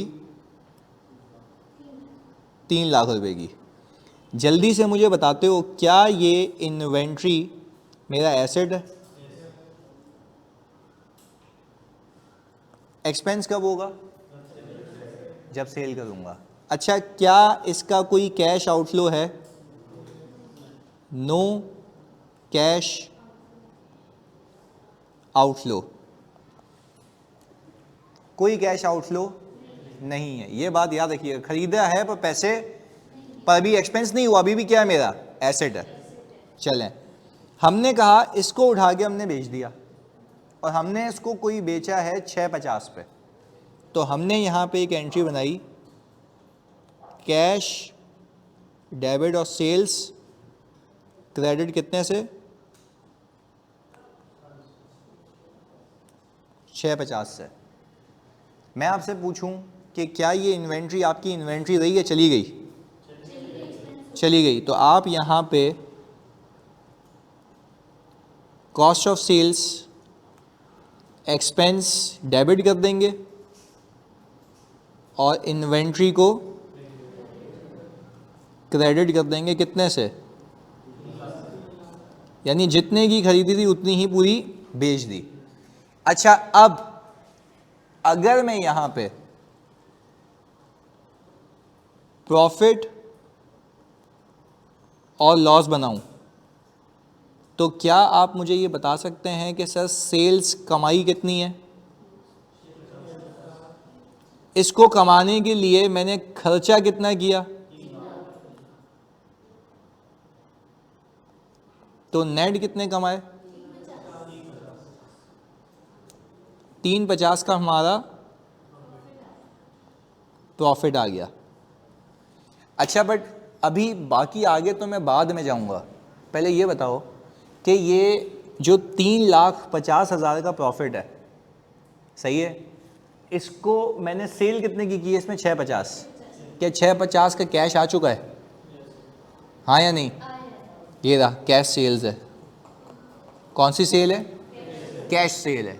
650 का कैश तो आ चुका है, पर जो तुमने ये 650 कमाने के लिए खर्चा किया है, कॉस्ट इनकर की है, तो वो कॉस्ट तो हो गई पर उसके पैसे पे नहीं किए। एक्सपेंस तो हो गया ना। एक्सपेंस का मतलब क्या? चीज़ तुम्हारे पास से चली गई, एक्सपेंस हो गया, पर एक्सपेंस की पेमेंट नहीं की है। तो हम ये कह सकते हैं ना कि एक्सपेंस होना अलग बात है, पे होना अलग बात है। जैसे सेल होना अलग बात है, पैसे आना, तो वैसे ही एक्सपेंस होना अलग बात है, पे होना अलग बात है। तो मुझे एक बात समझ आई यहाँ पे कि सर ये 3 लाख रुपए एक्सपेंस के तौर पे तो बुक हुए हुए हैं, बट इसकी पेमेंट नहीं हुई है। तो यहाँ पे लिख भी देते हैं ताकि आप लोगों को बाद में याद रहे कि एक्सपेंस बुक हो गया बट पेमेंट नहीं हुई। यही लॉजिक बात है यहाँ पे। अच्छा जी, आगे। अब मैं अगर बैलेंस शीट बनाऊं समझने के लिए, बैलेंस शीट, तो हमने कहा अज्यूमिंग के 2023 और 2000 न्यू बैलेंस शीट है, पीछे से इसका कोई ताल्लुक नहीं है। सिंपल सिंपल बनाते हैं। मैंने कहा cash and bank, trade receivable और trade payable. Cash and bank मैंने अज्यूम किया, ओपनिंग मेरे पास था 1.2 मिलियन का। कैलकुलेटर निकालें प्लीज और मुझे बताएं कि 1.2 मिलियन में मैं से 650 ऐड कर दूं तो 1850 हो गया। सर आपने जो इन्वेंट्री खरीदी है उसको क्यों नहीं माइनस किया? उधार पे, उसकी पेमेंट तो क्या एक्सपेंस नहीं हुई? वो हो गई, खर्चा हो गया भाई, चली गई इन्वेंट्री, पेमेंट नहीं की है। तो एक्सपेंस होना अलग बात है, पे होना अलग बात है। चलें, हमने कहा कि सर ट्रेड रिसीवेबल हमारे कुछ भी नहीं है। कुछ भी नहीं है मतलब ना लास्ट ईयर के ना इस ईयर के होते तो मुझे पता है क्या करना है। अगर रिसीवेबल इंक्रीज हो रहा होता तो मैं लेस कर देता। मैं कहता सेल हो गई, पैसे नहीं है, और पिछले साल के आ रहे होते तो मैं कह रहा हूं कि पिछले साल की रिकवरी इस साल की सेल में शामिल नहीं है। अच्छा, ट्रेड पेएबल, मैंने ये कहा ट्रेड पेएबल ओपनिंग 0 है और यहां पे कितने का आ रहा है? आपके ट्रेड पेएबल कितने से इंक्रीज हो रहे हैं? 3 लाख रुपए से। तो मुझे आप एक बात समझाते हैं कि अगर मेरे ट्रेड पेएबल 3 लाख रुपए से इंक्रीज हो रहे हैं तो इसका मतलब ये है कि मैंने एक्सपेंस कर लिया है बट पेमेंट नहीं की है। तो पेएबल के इंक्रीज होने का मतलब ये है, मैं फिर रिपीट कर रहा हूं, पेएबल के इंक्रीज होने का मतलब क्या है? एक्सपेंस हो गया है, पेमेंट नहीं की। तो अब मैं जब स्टेटमेंट ऑफ कैश फ्लो बनाऊंगा, स्टेटमेंट ऑफ कैश फ्लो, तो मैं शुरू कहां से करूंगा? वही प्रॉफिट से। और प्रॉफिट कितना बताया आप लोगों ने? 350। प्रॉफिट तो 350 है ना। अच्छा, अब मेरा शेयर होल्डर गया बैलेंस शीट पे और वो देख रहा है कि इंक्रीज कितना आ रहा है, 650 का। वो कह रहा है यार ये क्या तफरी है, तो प्रॉफिट कम क्यों दिखा रहे हो? वो आप कहोगे भाई ये खर्चा भी हुआ है, एक जिसकी पेमेंट नहीं हुई है। तो ये मत कहो कि प्रॉफिट ज़्यादा है, प्रॉफिट उतना ही है, क्योंकि इसको कमाने के लिए तुमने खर्चा भी तो किया है ना। कितने का? 3 लाख रुपए का, जिसकी पेमेंट तुमने नहीं की है। तो यहां पे तुम अपने शेयर होल्डर को बताओगे कि मैं ऐड कर रहा हूं इंक्रीज इन पेबल, कितने से? ये कितना आ गया? क्या मैच हो गया? अच्छा, किससे मैच हुआ, प्रॉफिट से या कैश से? कैश। अच्छा, अब लॉजिकल बात समझते हैं। मुझे एक बात बताओ, एक समरी बनाई हमने, तुम लोग बताओगे और एक साथ बताना ताकि मुझे इत्मीनान हो जाए कि समझ आ गया। जब मैंने सेल की थी और मेरे पैसे, तो आप ये कह रहे थे कि प्रॉफिट आ गया, पैसा नहीं आया, तो आपने क्या किया था? खत्म हो गई। क्या वो कमाई नहीं थी? थी, पर आपने कहा पैसे, तो आपने हटा दिया। आपने बोला कमाना अलग बात है, कैश आना। हम आगे चले गए। दूसरा स्टेप, मैंने ये कहा कि यार पिछले साल के पैसे इस साल आ गए, क्या वो इस साल की कमाई है? इस साल के प्रॉफिट में शामिल? हमने उसको अलग से ऐड कर दिया। हमने बोला पिछले साल की कमाई के पैसे इस साल आ रहे हैं, तो हमने ऐड बैक कर दिया। ये बात हो गई रिसीवेबल की।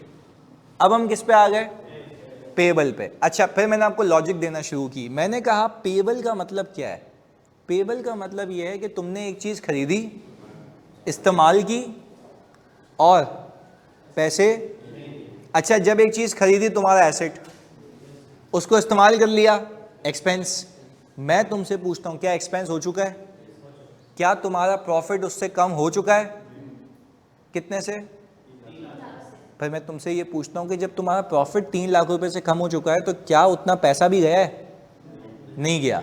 तो कहने का मतलब है, हम ये कंक्लूड क्यों नहीं करते कि जब भी हमारी बैलेंस शीट में मुझे पेएबल इंक्रीज होता हुआ दिखेगा, तो इसका मतलब ये है कि मैं एक्सपेंस कर चुका हूँ, प्रॉफिट कम हो चुका है, जिसका कोई कैश आउटफ्लो, कैश अपनी जगह है, कैश अपनी जगह से हिला नहीं है। तो मैं अपने शेयर होल्डर को ये कहूँगा कि भाई तुम प्रॉफिट कम देख रहे हो, वो प्रॉफिट जायज़ है, क्योंकि खर्चा तो हुआ है बट पे नहीं हुआ। तो इसका मतलब ये थोड़ी ना कि मैं ये कहूँगा एक्सपेंस नहीं है, एक्सपेंस है बट उसकी पेमेंट नहीं हुई है। तो आज के बाद जब तुम ये सोचो कि मेरा पेएबल मुझे बढ़ता हुआ दिख रहा है, तो इसका मतलब क्या है कि तुमने कुछ एक्सपेंस किया और उसकी पेमेंट, तो क्या वो एक्सपेंस एक्सपेंस नहीं है? है। तो उससे प्रॉफिट क्या हो चुका है? तो अपने शेयर होल्डर को बताओ, देखो इवन एक्सपेंस भी हो गया तब भी पैसे हमारे पास हैं, तो क्या उसको ऐड करूं या लेस करूं? ऐड करूंगा। इंक्रीज इन पेएबल ऐड हुआ है, लेस करने का मतलब है ऑलरेडी लेस हुआ हुआ है। कितनी बार लेस हो जाएगा? आप तो उल्टा ये बता रहे हो, आप तो उल्टा ये बता रहे हो कि हमने एक्सपेंस कर लिया, पैसा बाहर नहीं गया, तो हमने उस पैसे को ऐड कर दिया। पहले बताओ बात समझ आ रही है? तो again to sum it up, पहला रिसीवेबल इंक्रीज होने का क्या मतलब है? रिसीवेबल इंक्रीज होने का मतलब क्या है? उधार पे सेल करिए, कमा लिए पैसे, प्रॉफिट में होगी कमाई, कैश में क्या करेंगे? लेस कर देंगे। सही है जी। यहां पे लिखते हैं ना, increase in receivable means sales have been made and amount has not been received. That's why it has to be deducted from the cash flow. Agreed? लिख दिया सिंपल। इंक्रीज इन रिसीवेबल्स का मतलब क्या है? सेल हो चुकी है but amount receive नहीं हुई है। जब अमाउंट रिसीव नहीं हुई तो मैं क्या बोलूंगा? कमाई नहीं है, वो है बट पैसा हटा दिया। कि प्रॉफिट होना अलग बात है, कैश होना अलग बात है। चलो यहां पे decrease in receivable means last year's sales amount has been received in current year which does not pertain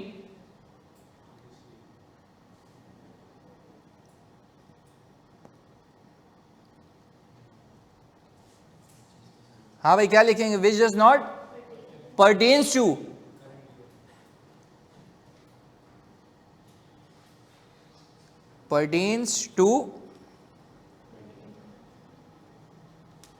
current year. भाई देखो ना, डिक्रीज इन रिसीवेबल का मतलब क्या, last year sales amount has been received in which does not pertain to current year sales, not included in, हाँ भाई not included in current year sales, that's why we add up in cash flow. समझी बन गई ना कि भाई पिछले साल के पैसे अगर इस साल रिसीव हो जाए तो मतलब वो इस साल की सेल में, तो क्योंकि कमाई किस साल की थी, शो कब की, रिसीव कब हो रहे हैं, ऐड कर दो। कमाई तो चेंज नहीं हो रही ना, कमाई अपनी जगह है। कोई तुमसे बोले आज के दिन कितना कमाया तो आज का बताओगे, और कोई तुमसे पूछे आज पैसे कितने आए तो पिछले भी आ सकते हैं ना। तो तुम यही तो कर रहे हो कि इस साल के पैसे तो आ गए और पिछले साल के भी इसी साल आए, तो वो बता रहे हो उसको। चलें अब मुझे एक बात बताएं, इंक्रीज इन पेएबल क्या मतलब है? एक्सपेंस हो गया लेकिन पैसे, expense has been incurred due to which profit has been reduced, ऐसा है। Expense has been incurred due to which profit has been, but it does not have any impact on cash, ऐसा है। It does not have any impact on cash। तो क्या मेरा profit कम हुआ है जबकि कैश पे कोई impact? That's why we add up increase in trade payable। बात समझ आती है? हमने यही तो लॉजिक बनाई। देखो आपके सामने की बात है, मुझे जल्दी से बताओ सेल कितने की 650 की, एक्सपेंस कितने का किया? क्या ये 3 लाख पे हो गया या इससे प्रॉफिट कम हो गया? इसका कैश का इंपैक्ट है? तो तुम्हें कैसे पता लग रहा है? नहीं, आपको ऐसे पता लग रहा है पेएबल क्या हो रहे हैं, इंक्रीज हो रहे हैं। तो जब भी आपको किसी कंपनी का पेएबल इंक्रीज होता हुआ दिखे तो आप क्या बोलेंगे? एक्सपेंस हो गया है पेमेंट, तो इससे प्रॉफिट क्या हो चुका होगा? कैश भी कम हुआ होगा या कुछ भी नहीं हुआ होगा? तो आप इसको क्या करेंगे? ऐड बैक कर देंगे ताकि इसका इंपैक्ट जीरो हो जाए। क्लैरिटी है? पहले बताओ 3 कॉन्सेप्ट समझ आते हैं? ये बेसिक बात की। आज इस हद तक का तुम्हें क्विज मिल जाएगा और आगे हम इसको एक और चीज़ से ऐड ऑन करते रहेंगे। सही है जी, चले मिलते हैं अगली क्लास में। अल्लाह हाफ़िज़ जी।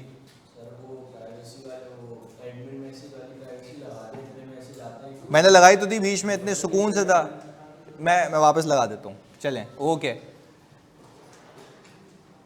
पे नहीं किया, मुनीब कह रहे हैं पे नहीं किया तो एक्सपेंस ज़्यादा हो गया ना भाईजान। एक्सपेंस ज़्यादा या कम हुआ तो नहीं है, एक्सपेंस तो वही है जो होना चाहिए। एक्सपेंस कितने का है और होना भी कितना चाहिए? तो एक्सपेंस तो हो गया है बट हमने पे, सिंपल मैं वो कह रहा हूँ कि भाई ये पैसे तुम्हें जो एक्सपेंस के तौर पे दिख रहे हैं वो पे नहीं हुए, तो मैंने उसको क्या किया? ऐड बैक कर दिया। क्लियर है? चलो जी, थैंक यू, अल्लाह हाफ़िज़।